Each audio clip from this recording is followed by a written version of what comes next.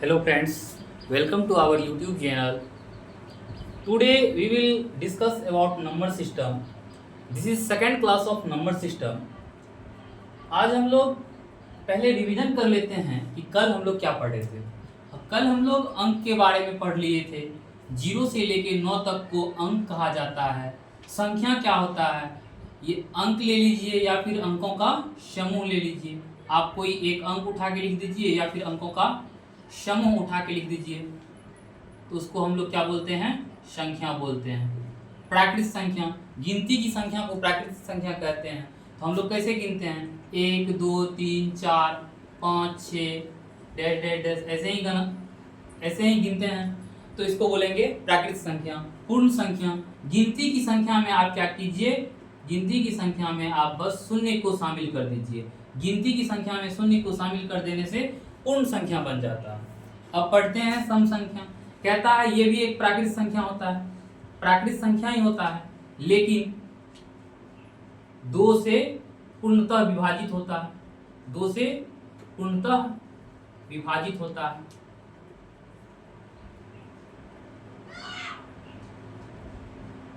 उसको बोलेंगे सम संख्या। प्राकृत संख्या जो 2 से पूर्णतः विभाजित होता है क्या कहलाता है, सम संख्या कहलाता है। जैसे कि सम संख्या का एग्जाम्पल है 2 4 6 8 10 12 14 डैश डैश डैश डैश, है ना। तो आज हम लोग विषम संख्या के बारे में पढ़ते हैं। इसके बाद हम लोग विषम संख्या के बारे में डिटेल में पढ़ते हैं। चलिए स्टार्ट करते हैं।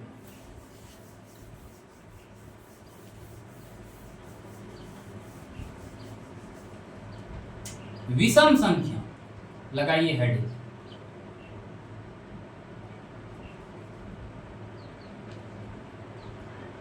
विषम संख्या, ऑड नंबर।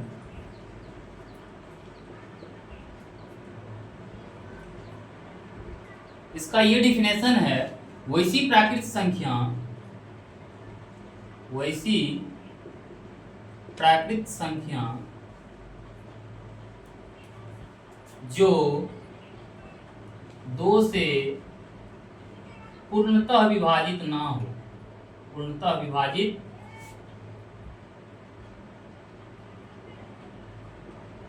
नहीं हो, विषम संख्या कहलाता है।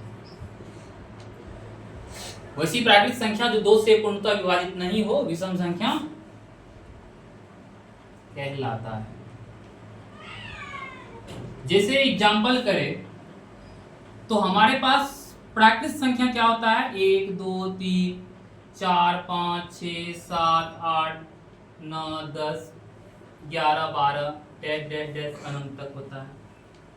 अब ये प्राकृत संख्या में ये देखना है कि 2 से पूर्णतः विभाजित नहीं होना चाहिए। देखिए 2 से ये एक कटता है, नहीं कटता है, तो 2 क्या होगा, विषम संख्या होगा। एक क्या होगा, विषम संख्या होगा। ये कट जाता है तो ये सम संख्या हो गया। ये कटता है, नहीं कटता है। 3 नहीं कटता है 2 से, इसीलिए विषम संख्या होगा। 4 कट जाता है तो सम संख्या होगा। 5 नहीं कटता है तो 5 विषम संख्या होगा। 6 कट जाता है तो सम संख्या होगा।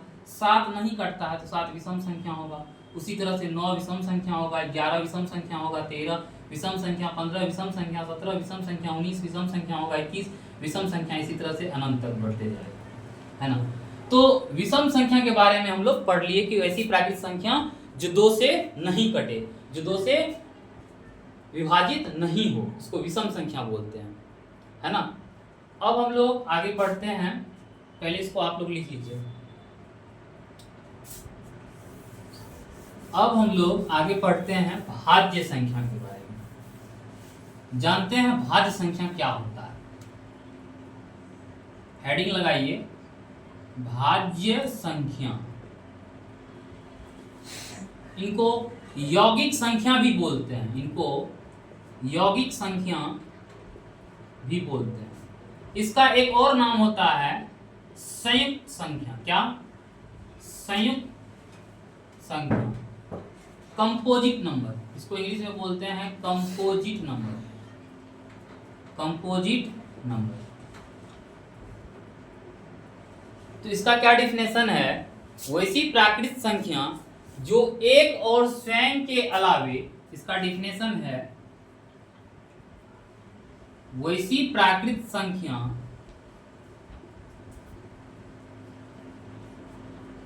जो एक और स्वयं को अंडरलाइन कर देते आप। वैसी प्राकृत संख्या जो एक और स्वयं के अलावे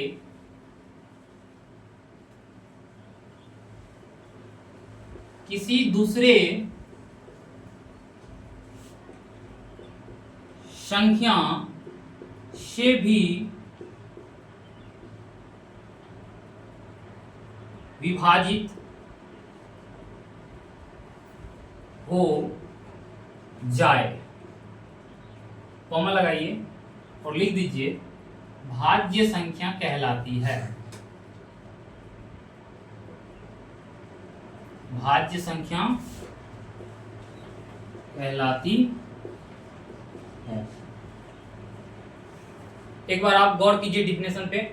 वैसी प्राकृत संख्या जो एक और स्वयं के अलावे किसी दूसरे संख्या से भी विभाजित हो जाए, है ना। एक से तो विभाजित होगा ही होगा, स्वयं से विभाजित होगा ही होगा, लेकिन किसी दूसरे संख्या से भी अगर विभाजित हो जाता है तब वो संख्या भाज्य संख्या कहलाता है। जैसे कि एग्जांपल कीजिए, पहले ये समझिए कि प्राकृत संख्या क्या होता है। प्राकृत संख्या 1 2 3 4 5 6 7 8 9 10 11 12 13 14 15 16 17 18 19 20 21 ऐसे से अनंत तक रहता है, अनंत तक रहता है ये नंबर। अब ये देखते हैं कि भाज्य संख्या क्या होता है ना। कहता है वैसी प्राकृत संख्या, मतलब संख्या कैसा होना चाहिए, प्राकृत संख्या होना चाहिए, मतलब 1 से लेकर अनंत तक का होना चाहिए, है ना। और वो 1 से कटना चाहिए, स्वयं से कटना चाहिए। चलिए देखते हैं, ये जो 1 है वो 1 से कट जाता है और स्वयं से भी कट जाता है। 1 और स्वयं बात बराबर। अब देखिए दूसरा नंबर को, 2 को देखिए आप, 1 से ये कट जाता है और 2 से भी कट जाता है। 3 को देखिए, 1 से कटता है और 3 से कटता है। 4 को देखिए, 1 से कटता है, 4 से कटता है और एगो चीज ये 2 से भी कट जाता है। तो 4 क्या होगा, भाज्य संख्या होगा। चलिए 5 कहते हैं 1 से कट जाता है और स्वयं से कट जाता है, उसके अलावा किसी संख्या से नहीं कटता है, किसी दूसरे संख्या से नहीं कटता है। आइए 6 को अध्ययन कीजिए। 6 जो है 1 से कट जाता है, 6 से कट जाता है, 1 और स्वयं से कटा है ना, 1 और स्वयं से कट गया, उसके अलावे 2 से भी कट जाता है, 3 से भी कट जाता है 6। आप चेक कर सकते हैं, 6 में भागा लगा के देखिए, 2 से भी और 3 से भी कट जाता है 6। तो इसी तरह से 6 क्या होगा, भाज्य संख्या होगा। 7 भाज्य संख्या नहीं होगा, 8 होगा भाज्य संख्या, है ना। 8 10 11 नहीं होगा, 12 होगा, है ना। 13 नहीं होगा क्योंकि 1 से और 13 से ही 13 कटता है, बाकी और किसी चीज से 13 नहीं कटता है। 14 भाज्य संख्या होगा। क्यों होगा, क्योंकि देखिए 1 से कट जाता है 14, ठीक है। 14 से 14 कट जाता है, ठीक है। उसके अलावे 7 से भी 14 कट जाता है। तो क्या कह रहा है, किसी दूसरे संख्या से भी विभाजित हो जाए, मतलब किसी दूसरे संख्या से भी कट जाए। तो 14 कट रहा है ना किसी दूसरे संख्या से, एक और स्वयं के अलावे, तो इसीलिए 14 क्या होगा, भाज्य संख्या होगा। उसी तरह से 15 क्या होगा, भाज्य संख्या होगा। क्यों होगा, क्योंकि 1 से 15 कट जाता है, उसके साथ 15 से 15 कट जाता है ना, और उसके साथ 3 और 5 से भी कट जाता है 15, है ना। इसीलिए 15 क्या है, भाज्य संख्या है। 16 17 नहीं होगा, 18 19 20 21 21 क्यों होगा, क्योंकि 21 1 से कटता है, 21 से कटता है, उसके अलावे 3 7 से भी 21 विभाजित हो जाता है। उसी के साथ साथ 22 23 नहीं होगा, 24 होगा, 25 होगा, 26 होगा, 27 होगा, 28 होगा, 29 नहीं होगा, 30 होगा, है ना। इसी तरह से 31 नहीं होगा, 32 होगा, 33 होगा, 34 होगा, है ना। ये अनंत तक रहता है ना, फैला हुआ। चलिए इसको आप नोट कर लीजिए अच्छे से। भाज्य संख्या में एक बात को हमेशा याद रखिए, कोई भी भाज्य संख्या है, कोई भी भाज्य संख्या है, देखिए वो 1 से तो कटवे करेगा, है ना, स्वयं से तो कटवे करेगा। कोई भी नंबर है ना तभी भाज्य संख्या होगा, वो 1 से तो कटवे करेगा, स्वयं से कटवे करेगा, इसके साथ किसी दूसरे संख्या से भी कट जाना चाहिए। कोई दूसरा संख्या मान लीजिए y है, इससे भी कट जाना चाहिए, है ना। y कोई भी संख्या हो सकता है, एक से लेकर एक, और उस संख्या को छोड़ के y कोई भी चीज हो सकता है ना। आई बात समझ में? अगर नहीं समझे तो फिर से हम समझा देते हैं। भाज्य संख्या एक से कट जाना चाहिए, स्वयं से कट जाना चाहिए, उसके अलावे दूसरे संख्या से भी, कोई दूसरा संख्या जैसे एक्स वाई जेड है ना, कोई दूसरा संख्या एक्स वाई जेड है, इससे भी कट जाना चाहिए, तभी वो भाज्य संख्या होगा, है ना। एक और स्वयं के अलावे दूसरा संख्या से भी अगर कट जाता है, कोई भी दूसरा संख्या से अगर कट जाता है तो वो संख्या भाज्य संख्या होगा, है ना। चलिए अब आगे बढ़ते हैं और जानते हैं अभाज्य संख्या के बारे में डिटेल में। अभाज्य संख्या क्या होता है? देखिए, भाज्य संख्या का और भी डिफिनेशन है, अभाज्य संख्या का और भी डिफिनेशन है, जो हम आगे चल के पढ़ेंगे।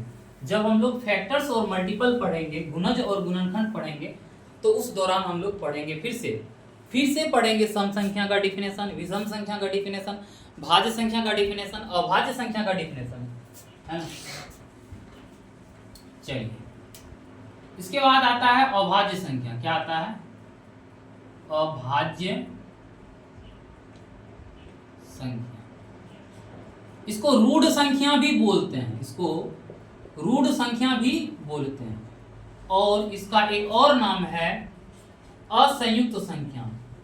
असंयुक्त संख्या, इंग्लिश में इसको बोलते हैं प्राइम नंबर। क्या बोलते हैं? Prime number. इसका क्या डेफिनेशन है, ध्यान से देखिए। वैसी प्राकृत संख्या, इसका डेफिनेशन क्या कह रहा है? वैसी प्राकृत संख्या जो एक को अंडरलाइन कीजिए, और स्वयं को अंडरलाइन कीजिए, एक और स्वयं के अलावे किसी दूसरे संख्या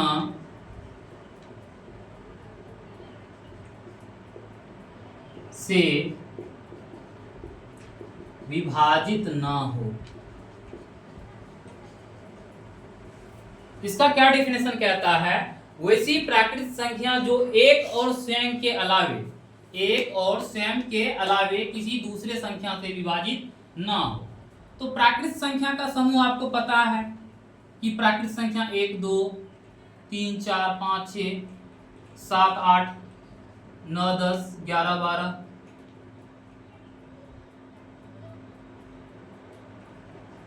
इसी तरह से होता है अनंत तक। कहता है प्राकृत संख्या ही होता है अभाज्य संख्या। कह रहा है वैसी प्राकृत संख्या, मतलब अभाज्य संख्या क्या है? प्राकृत संख्या है, लेकिन वो एक से कट जाना चाहिए, स्वयं से कट जाना चाहिए, ओकरा बाद कोनो दूसरा संख्या से कटबे नहीं करना चाहिए। अगर कट जाएगा किसी दूसरे संख्या से तो वो भाज्य संख्या हो जाएगा, कंपोजिट नंबर हो जाएगा, है ना। कहता है एक से कट जाना चाहिए, स्वयं से कट जाना चाहिए, इसको छोड़ के किसी दूसरे संख्या से नहीं कटना चाहिए। चलिए देखते हैं। देखिए, एक जो है ना तो अभाज्य संख्या है ना तो भाज्य संख्या है, जिसको हम लोग आगे चल के जब हम लोग फैक्टर्स और मल्टीपल चैप्टर पढ़ेंगे, गुणज और गुणनखंड चैप्टर पढ़ेंगे, उसमें जो हम लिखाएंगे अभाज्य संख्या और भाज्य संख्या का डेफिनेशन, उसमें आपको क्लियर हो जाएगा कि एक क्यों नहीं भाज्य संख्या है और क्यों नहीं अभाज्य संख्या है। मतलब ये क्यों ना तो भाज्य है ना तो अभाज्य है ना। मतलब या ये नहीं प्राइम है और ना ही कंपोजिट नंबर है। तो एक क्या है? एक नेचुरल नंबर है। चलिए आगे बढ़ते हैं। चलिए इस दो को देखिए और अध्ययन कीजिए। दो कौन सी से कटता है? कहते सर जी दो एक से कट जाता है, एक दूना दो। और दो किससे कटता है? कहते सर जी दो दो से कट जाता है, दुक्का दो, है ना। तो कहते हैं एक से कट गया दो, दो से कट गया दो, मतलब एक से कट गया और स्वयं से कट गया दो। दो किससे कटा? दो एक से कट गया और स्वयं से कट गया, है ना। उसके अलावे आप देखिए, चेक कीजिए कि दो और किसी संख्या से कटता है? नहीं कटता है। तो इसीलिए दो क्या होगा? अभाज्य संख्या होगा। तीन अभाज्य संख्या होगा। आप चेक करके देख सकते हैं, 5 अभाज्य संख्या होगा, 7 अभाज्य संख्या होगा। आप बोलिएगा सर जी 9 अभाज्य संख्या, नहीं 9 अभाज्य संख्या नहीं होगा। क्यों नहीं होगा? क्योंकि देखिए 9 तो 1 से कट जाता है, 9 से भी कट जाता है, मैंने 1 और स्वयं से कट गया, उसके साथ साथ देखिए 3 से भी कट जाए, 3 से भी कट जाता है ना। 3 से नहीं कटना चाहिए, अगर कट गया तो वो भाज्य संख्या हो गया। नहीं कट रहा है 1 और स्वयं के अलावा किसी दूसरा संख्या से, तो वो अभाज्य संख्या हो गया। तो ये 9 क्या है? 9 हमारा भाज्य संख्या है। 5 7, उसके बाद क्या हो जाएगा? 11 13 17 19 21 नहीं होगा, क्योंकि 21 जो होता है 1 से कट जाता है और 21 से कट जाता है, उसके साथ साथ 3 और 7 से भी कट जाता है, किसी दूसरे संख्या से नहीं कटना चाहिए। 1 से कटना चाहिए, स्वयं से कटना चाहिए, उसके अलावा किसी दूसरा संख्या से नहीं कटना चाहिए, तभी वो होगा रूट संख्या, तभी होगा असंयुक्त संख्या, तभी होगा वो अभाज्य संख्या, है ना।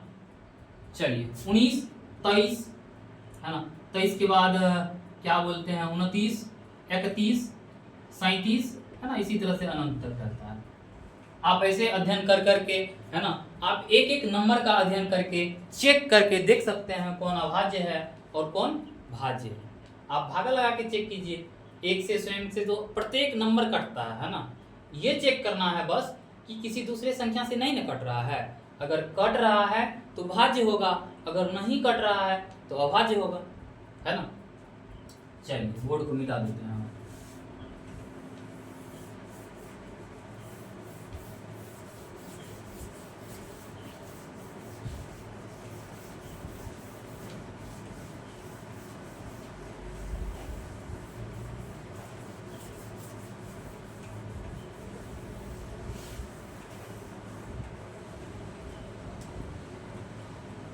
इसके बाद आता है जुड़वा अभाज्य संख्या।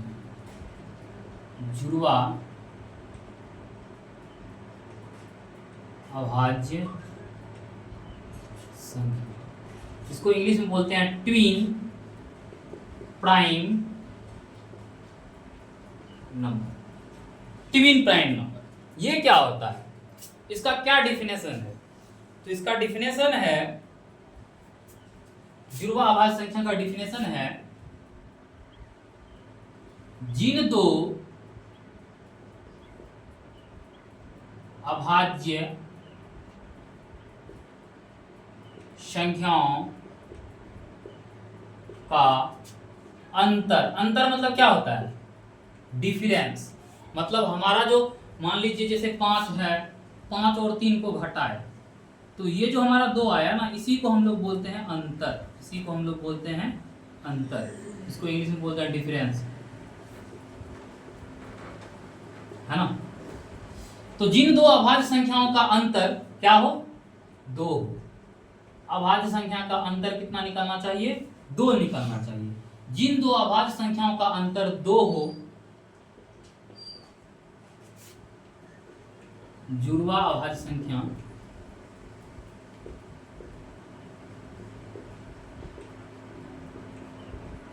कहलाता है। चलिए एग्जांपल करते हैं।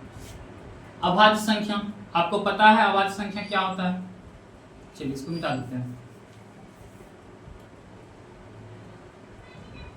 कहते हैं अभाज्य संख्या जो एक और स्वयं के अलावा किसी दूसरे संख्या से नहीं कटे। तो देखे थे कि अभाज्य संख्या जो होता है हमारा 2 3 5 7 11 13 17 19 है ना, 23 क्या बोलते हैं 29 31 37 है ना, 41 43 इसी तरह से होता है। तो इसमें ये चेक करते हैं किन्हीं दो अभाज्य संख्या को उठाते हैं और उसको घटाते हैं। अगर घटा के हमको 2 निकल रहा है तो समझ जाएंगे वो क्या है, जुड़वा अभाज्य संख्या। चलिए आप उठाइए 2 और 3 को उठाइए और इसको घटाइए आपस में, क्या निकल रहा है? 1। अंतर 2 नहीं निकल रहा है, अंतर 1 निकल रहा है। तो 2 और 3 क्या होगा? जुड़वा अभाज्य संख्या नहीं होगा। 3 और 5 लीजिए, 3 और 5 को उठाइए और आपस में इसको घटाइए। 3 और 5 को जब उठाते हैं और इनका अंतर निकालते हैं तो अंतर हमारा निकल के कितना आता है? 2 आता है। तो 3 5 क्या होगा? जुड़वा अभाज्य संख्या होगा। 3 और 5 जो होगा हमारा क्या होगा? जुड़वा आवाज संख्या होगा। इसको इस टाइप से लिखते हैं, है ना, 5 7 जुड़वा आवाज होगा, है ना। ऐसे भी डैश भी हाइफन बीच में लगा के लिख सकते हैं, कोई दिक्कत नहीं है ना। 7 11 नहीं होगा, 11 13 बिल्कुल होगा, घटा के आप देख सकते हैं। क्या बोलते हैं 17 19 बिल्कुल बिल्कुल जुड़वा आवाज होगा। 29 31 जुड़वा आवाज होगा। इसी तरह से ये जुड़वा आवाज संख्या निकलते जाता है, और जुड़वा आवाज संख्या भी बहुत होता है ना।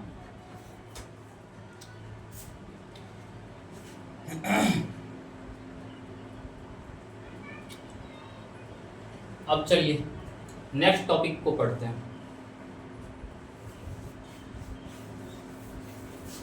इसके बाद एक और टॉपिक है सह अभाज्य संख्या। बस यहीं तक पढ़ाएंगे, सह अभाज्य संख्या तक आज।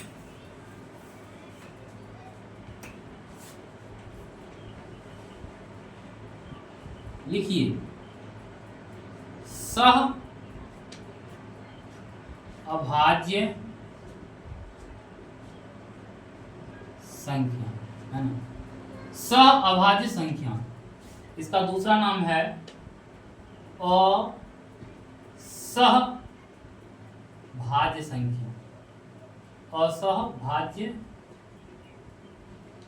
संख्या, इसका इंग्लिश होता है को प्राइम नंबर। क्या होता है? को प्राइम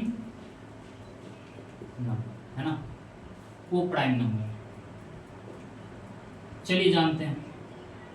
ये देखिए असहभाज्य संख्या या सह अभाज्य संख्या अभाज्य संख्या नहीं होता है ना। जरूरी नहीं है कि वो अभाज्य संख्या होगा। ये प्राकृतिक संख्या होता है ना, ये प्राकृतिक संख्या होता है। और जिन दो प्राकृतिक संख्याओं का मौसो HCF माने महत्तम निकालते हैं तो निकल के आता है 1, तो समझ जाएंगे वो दोनों संख्या क्या है, असहभाज्य संख्या या सह अभाज्य संख्या है। फॉर एन एग्जाम्पल, पहले हम डिफिनेशन लिख लेते हैं तब एग्जाम्पल लेंगे। जैसे इनका ये डिफिनेशन है, जिन दो प्राकृतिक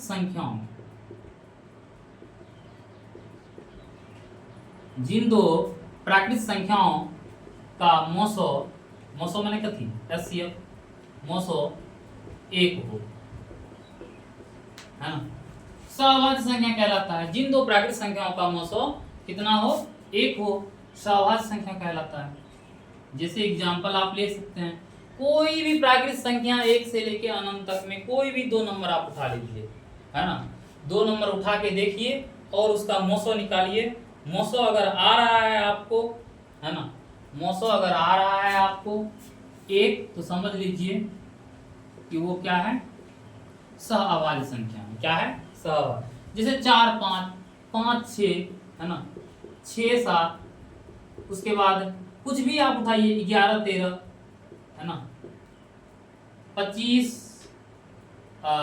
36, देख लीजिए आप इनका क्या बोलते हैं मौसो निकाल के देखिए, 1 निकल रहा है तो वो क्या होगा, सहअभाज्य संख्या होगा। क्लियर है? और आप देख लीजिए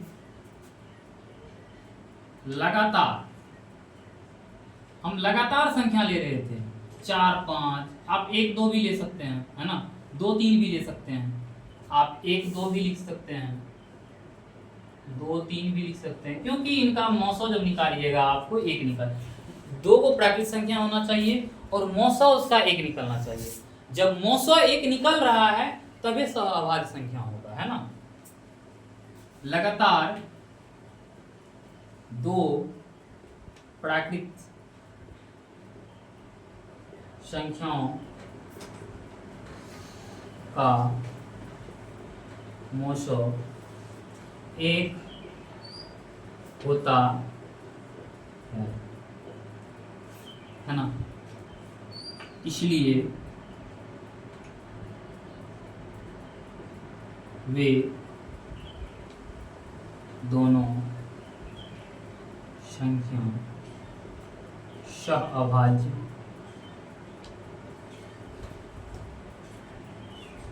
संख्या होगा। बात को समझिए। लगातार कोई भी प्राकृतिक संख्या ले लीजिए, जैसे आप कोई भी प्राकृतिक संख्या 7 बोलिएगा, 7 के बाद क्या होता है 8, 7 और 8 का आप मौसो निकालिए, मौसो निकालिए, आपको मौसो निकलेगा 1। मौसो तो आता है ना आपको निकालने के लिए, 7 और 8 का क्या बोलते हैं, ऐसे ऐसे निकालते हैं ना। तो लास्ट भाजक क्या आया हमारा, अंतिम भाजक 1 आया। तो 7 और 8 का मौसो कितना आया, 1 आया है। तो इसीलिए 7 और 8 क्या कहलाएगा, सहअभाज्य संख्या कहलाएगा, है ना। आप ये बात को समझ गए। कोई भी दो प्राकृतिक संख्या, अगर 100 बोल रहे हैं, 100 और 101 दोनों का मौसो निकालेंगे तो 1 निकलेगा, है ना। हम अंतर नहीं बोल रहे हैं, कंफ्यूज मत हो जाइएगा। मौसो निकालिएगा तो 1 आएगा, और उन्हीं मौसो जब 1 आ रहा है तो इसलिए वे दोनों संख्या क्या कहलाएगा, सहअभाज्य संख्या आएगा कहलाएगा। जैसे 112 113 सहअभाज्य होगा, है ना। उसके बाद जितना भी आपका ट्विन प्राइम नंबर है, जुड़वा आभाज्य संख्या,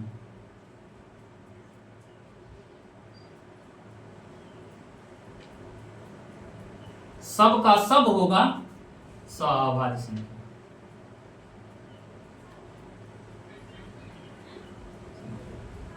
लेकिन सहअभाज्य संख्या, सभी सहअभाज्य संख्या जुड़वा आभाज्य संख्या नहीं होगा। सब सहअभाज्य संख्या जुड़वा आभाज्य संख्या नहीं होगा, लेकिन जितना जुड़वा आभाज्य संख्या है सब सहअभाज्य संख्या होगा। जैसे जुड़वा आभाज्य संख्या में आप क्या लिए थे, 3 5 लिए थे, 3 5 का मौसो निकालिए, देखिए मौसो हमारा 1 आ रहा है, इसीलिए 3 5 क्या होगा, सहअभाज्य होगा। जितना जुड़वा आभाज्य संख्या है ना, जैसे क्या लिए थे 29 31 का आप मौसो निकाल के देखिए, मौसो हमारा 1 आ रहा है ना। तो इसीलिए 29 31 दोनों क्या होगा, सहअभाज्य संख्या होगा। कोई भी आप जुड़वा आभाज्य संख्या उठा लीजिए, उसका मौसो निकालिए, मौसो 1 ही आएगा, है ना। तो इसीलिए कहता है कि जितना जुड़वा आभाज्य संख्या है सबका सब सहअभाज्य होता है ना। जितना जुड़वा आभाज्य है सब सहअभाज्य होगा, परंतु सब सहअभाज्य जुड़वा आभाज्य नहीं होगा।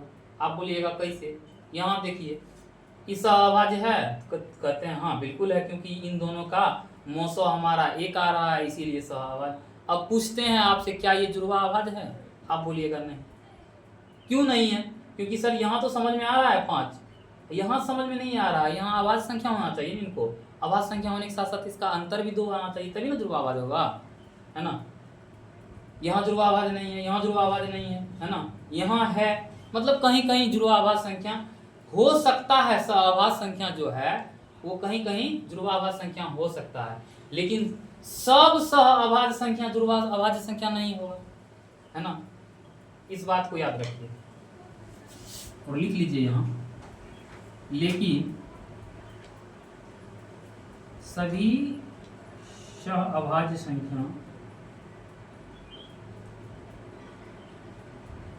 जुड़वा अभाज्य संख्या नहीं होगा, है ना।